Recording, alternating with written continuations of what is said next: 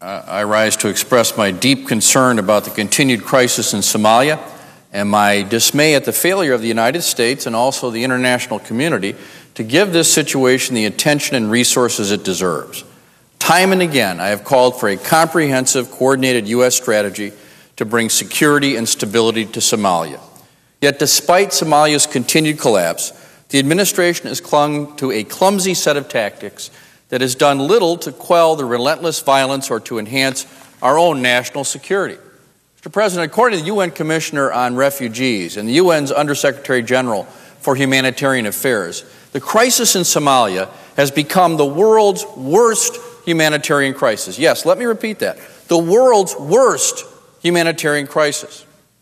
Ongoing violence, a poor harvest, drought, rising food prices, and skyrocketing inflation have created a perfect storm. Over 2.6 million, or 35% of Somalis, are currently in need of aid, with that number likely to increase to 3.5 million, or nearly 50% of the population by the end of the year.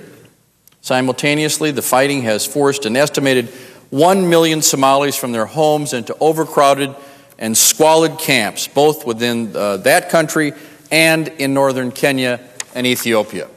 Now, in the midst of this disaster, those individuals working courageously to provide aid to the battered population have themselves become targets.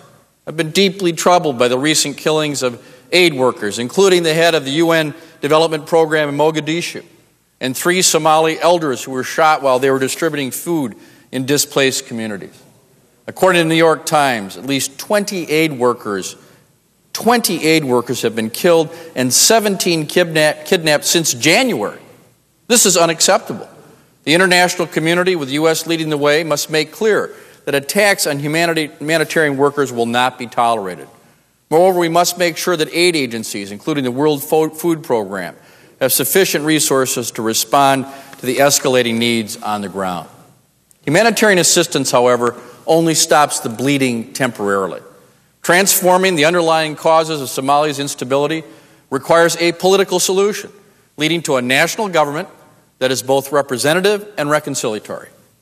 As I said shortly after it was brokered last month, the Djibouti Agreement between the transnational federal government and a moderate faction of the opposition group for the Alliance for the Re-Liberation of Somalia, the ARS, was a positive step forward. I applaud the UN representative of the Secretary General for taking a lead role in the U.S. Special Envoy for Somalia, Ambassador John Yates, for ensuring the U.S. was actively involved. But now, Mr. President, it's time to get down to business. Mr. President, I'm concerned by the slow progress of implementation. Rather than moving quickly to shore up that agreement and injecting the necessary diplomatic resources, the international community has remained in a wait-and-see posture. This has allowed al-Shabaab and other spoilers to undermine the legitimacy of the agreement and divide the opposition party rather than the other way around. I have repeatedly called on the administration to develop a long-term, comprehensive regional strategy towards Somalia, backed by sufficient resources and political commitment. Now, our current approach is clearly not working. Relying on reactive and short-term tactics has limited our ability to change the security dynamics on the ground and in the wider region. An effective strategy begins with refocusing on the bigger picture and committing to our long-term goals, namely helping Somalis to build robust democratic institutions that can provide security and undercut violent extremism, which, Mr. President, does pose a direct threat to the United States. Now, it's not too late to salvage the opportunity presented by the Djibouti Agreement. To do so, the United States and our international partners must move quickly with a coordinated diplomatic push to bring more Somalis into the process, as well as put forth the necessary resources for implementation. An inclusive and vigorous political process can marginalize the appeal of al-Shabaab and other violent extremists, but only if we act now. Simultaneously, there must be a more active effort to hold accountable all those who perpetrate violence and violate human rights. This includes strengthening the existing arms embargo and pressuring regional actors who undermine a sustainable political solution. It won't be easy, but it is critical to begin laying the groundwork for long-term peace and security. Mr. President, the need to bring stability to Somalia is imperative, not only to avert humanitarian catastrophe, but also for our national security.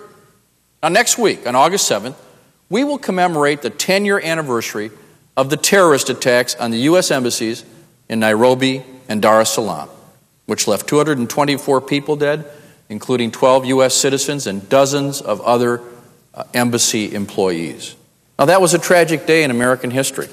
While some of those responsible have been brought to justice, there is still work to be done to ensure that the remaining suspects are held to account for their involvement in those heinous acts and that victims receive fair and just compensation.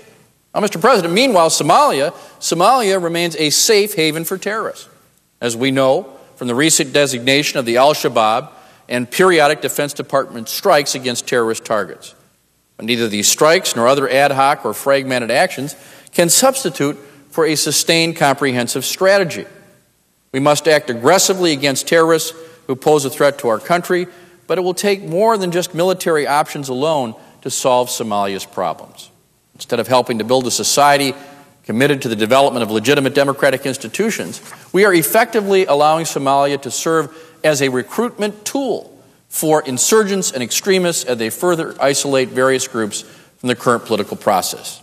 Now, this is what, Mr. President, the State Department itself said this past April about safe havens in places like Somalia. Quote, defeating the terrorist enemy requires a comprehensive effort executed locally, nationally, regionally, and globally. Working with partner nations, we must eliminate terrorist leadership, but incarcerating or killing terrorists will not achieve an end to terrorism. We must simultaneously eliminate terrorist safe havens, tailoring regional strategies to disaggregate terrorist networks and break terrorist financial, travel, communications, and intelligence links. Finally, and most challengingly, we must address the underlying conditions that terrorists exploit at the national and local levels to induce alienated or aggrieved populations to become sympathizers, supporters, and ultimately members of terrorist networks. We can marginalize violent extremists by addressing people's needs and grievances, by giving people a stake in their own political future, and providing alternatives to what terrorists offer, the State Department said. Mr. President, this problem is not so much that the administration doesn't recognize what needs to be done, but that it doesn't have the will or the commitment to do it. Basically, our bark is bigger than our bite. 10 years after those attacks in Kenya and Tanzania, it appears that we have missed the larger lesson of that tragic day. And our frontline diplomats continue to pay the price as they scramble to respond to the problems of weak states caught up in a vicious and turbulent cycle of collapse. Now, they aren't the only ones paying the price, however, as those failed states breed insecurity and conditions favorable for terrorism. 10 years on, the United States still does not have a long-term strategy to bring peace and stability to the Horn of Africa. We have tremendous diplomatic, military intelligence, and foreign assistance resources at our disposal, but they are ineffective in the absence of a coordinated and balanced strategy that incorporates both short and long-term goals. Now, this is no more evident than in Somalia. It is not too late to chart a new path and prevent future suffering, but we must act decisively as we remember those who lost their lives 10 years ago, many doing diplomatic work in some of the most demanding postings in the world. Let us commit to honor their legacy by ensuring that our country is no longer vulnerable to the terrorists who attacked us a decade ago. Mr. President, I yield the floor.